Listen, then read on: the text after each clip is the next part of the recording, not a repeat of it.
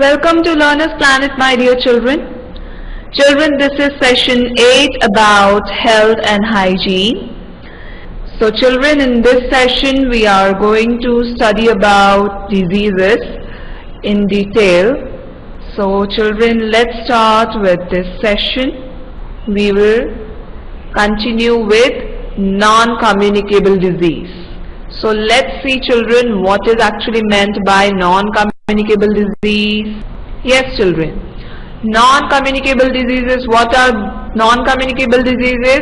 Yes, diseases that do not spread from one person to another are called non-communicable diseases. Means what will happen? They are not transmitted from one person to another.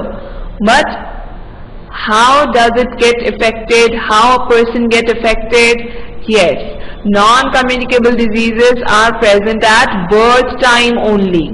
Means heredity, which is actually transmitted or which is already transferred from your parents to you. That are actually called the diseases which are present at birth time. They are non-communicable disease. Or if it is not present at birth time, then the second way is that they are linked to an individual's lifestyle. Means the lifestyle of an individual means the type with which you are eating or you are having a meal. Either you are having a balanced diet or not, either you are having a nutritious food which is required for your body, or you are just consuming junk food all the time. So that is actually a lifestyle of an individual. If the diseases aren't present at birth time, but these diseases occur because of your bad lifestyle, that is actually called as non-communicable disease. Alright children? So children, there are some of the non-communicable diseases which are caused due to the deficiency or the lack of a particular vitamin or mineral in your body. Right? They are also one of the non-communicable disease, but they are termed as deficiency diseases. Means the diseases which are either present at birth time only, or it affects you because of your lifestyle, your bad lifestyle, which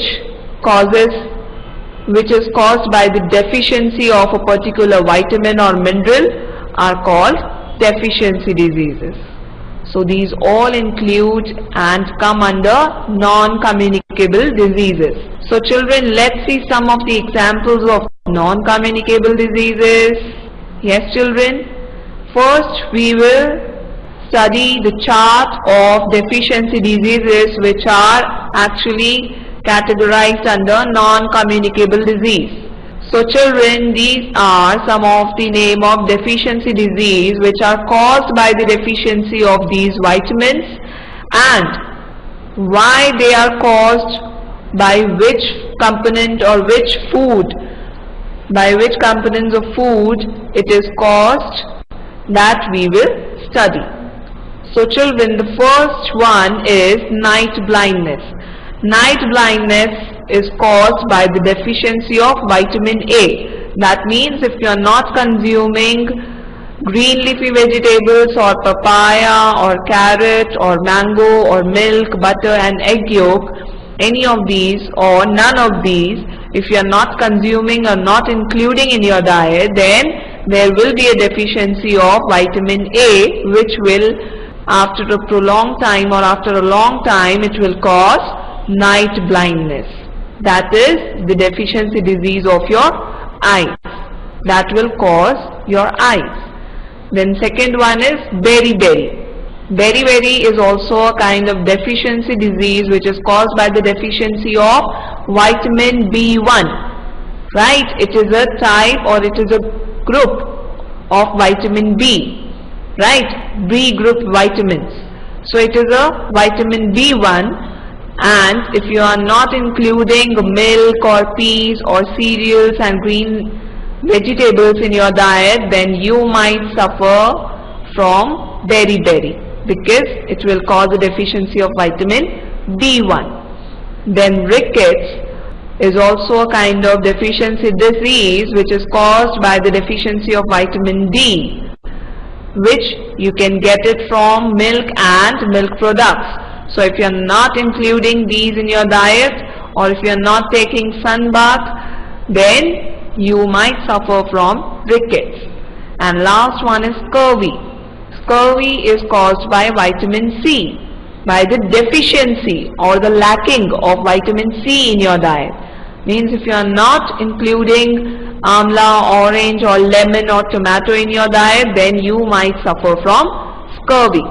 So like these only, all other vitamins are also very much essential for us, but we have mentioned only some of them. Alright children, so you should include each food group and each component of food in your diet. So children, there are some common non-communicable diseases like anemia, obesity and allergy, and we will study about them in detail. So let's see the first non-communicable disease. Yes, anemia. Children, anemia is caused due to deficiency of essential mineral called iron in the blood, right? As we discussed in the previous session also, right? That lack of any mineral like iron can cause anemia, right? That means a person which is suffering from anemia looks very pale and gets tired very easily or very soon, and it does not have any incubation period. Non-communicable disease have no incubation period, alright, because it is not caused due to any germs, right? So it does not have any incubation period, but because of the deficiency of iron, what happens? It leads to the less number of red blood cells in our body, and that is why these less number of red blood cells in our body causes anemia. Alright children, so now let's see another non-communicable disease. Yes, obesity. Children, as we discussed about obesity in the previous sessions also, that obesity is caused due to excess intake of fatty acids in our diet. So as you know children, that fats are very much essential for our body, but excess consumption of fat is bad for health. So you should consume or you should include fatty foods in your diet, but you should include it in a very less amount, not in excess amount, because excess amount can further lead you to heart diseases and diabetes if not treated on time, or if you are consuming it very excessively, right? So do not consume fatty foods excessively in your diet, otherwise it can lead to many other disorders also. The next one is allergy. Children, you may or may not know that some people are very sensitive to dust or certain foods, animals, drugs like taking medicines, etc. So exposure to such substances makes some people very ill, causing sneezing, itching or rashes, etc. And that is why it is termed as allergy.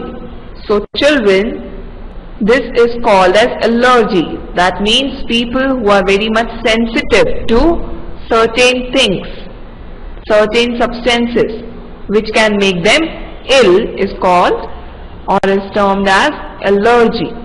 So children, a person whose diet is deficient in iodine, which is a very essential or important mineral, is likely to suffer from goiter. And even a person who is lacking iron in his diet or her diet, then they may suffer from anemia.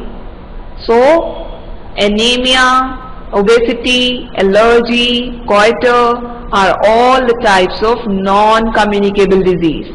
And children, even bad habits like smoking can also cause cancer. Cancer is a very harmful, it is a very dangerous non-communicable disease. So these kind of bad habits like smoking, drinking should be avoided. Okay? You should not consume or include, because this is not a part of our diet and it is not good for health. It is very dangerous for our health. So children, you should take care of this.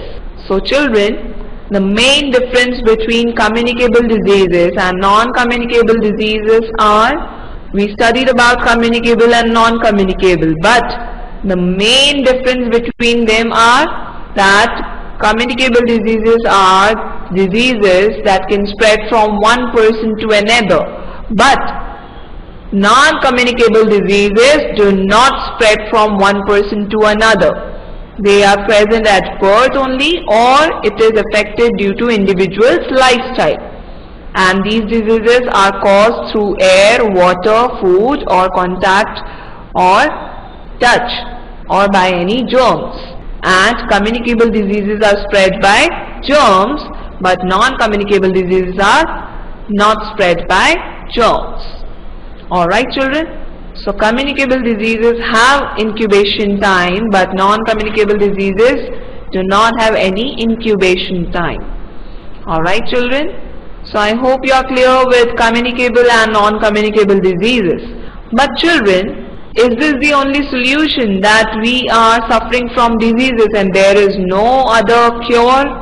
How can we cure these diseases, children? It is important to cure. So is there any method to cure such diseases? Let's see. Yes, it is possible to prevent many diseases through vaccination and also by consulting doctor, because they will provide us with medicines. So children, one such method to prevent diseases is through vaccination, and most vaccines are given to children when they are very young. One fact I would like to share with you is that some major research in vaccination is still focusing on the development of vaccinations for diseases, for many kinds of diseases, including HIV and malaria also. Alright children, so we will study about HIV in higher standards, right? Now let's see what is actually meant by vaccination, children.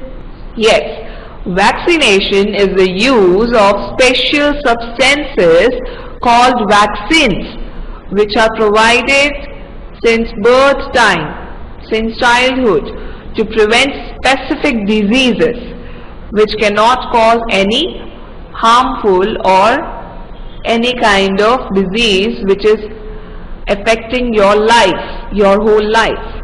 So vaccination is provided to the children. So actually vaccination is the use of special substances called vaccines which will prevent specific diseases, and they are given to us from childhood only.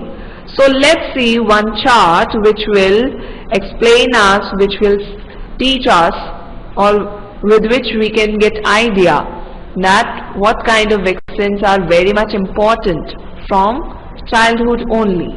Yes, so this is a chart in front of you.